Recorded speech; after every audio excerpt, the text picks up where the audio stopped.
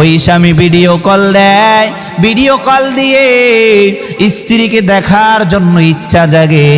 স্ত্রী মনের মতন তাকে ভিডিও কলে তার পুরো শরীরটা দেখায়।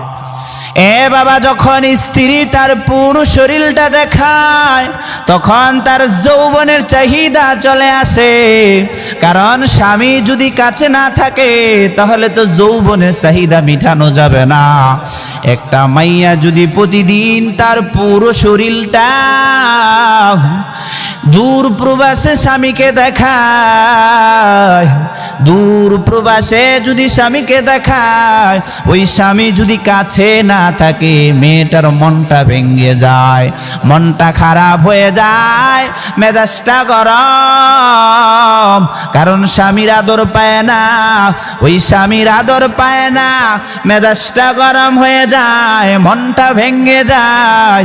ওই মাইয়াটার শরম চলে যায়, হায়া উঠে যায়, লজ্জা চলে যায়।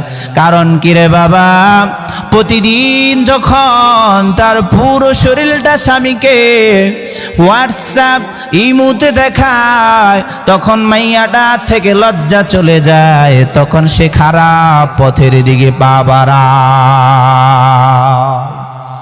কারণ কি রে নবীর উম্মতের দল, মায়ার নবী বলতেছেন আল হায়াউ শু'বাতুম মিনাল ঈমান, লজ্জা হলো ঈমানের অঙ্গ। যার লজ্জা নাই সে যা ইচ্ছা তাই করতে পারবে, আর যার লজ্জা নাই, যার শরম নাই, সে যা ইচ্ছা তা করবে।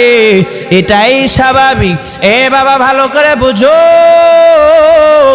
ওই মাইয়াটার লজ্জা শরম চলে যায় প্রতিদিন স্বামীকে তার পুরো শরীরটা যখন দেখায় উলঙ্গ হইয়া, তখন ওই মাইয়াটা থেকে লজ্জা শরম চলে যায়।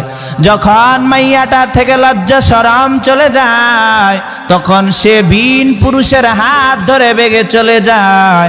আর আমার দেশের ছেলেরা দূর প্রবাসে থাইকা ফেসবুক স্ট্যাটাস দেয়, ফেসবুক স্ট্যাটাস দিয়া দেয়া বলতে থাকে, দেখো দেখো নারী জাতি বড় খারাপ, তারা আমার সুখের ঘরে অশান্তি ঢুকাইয়া পর পুরুষের হাত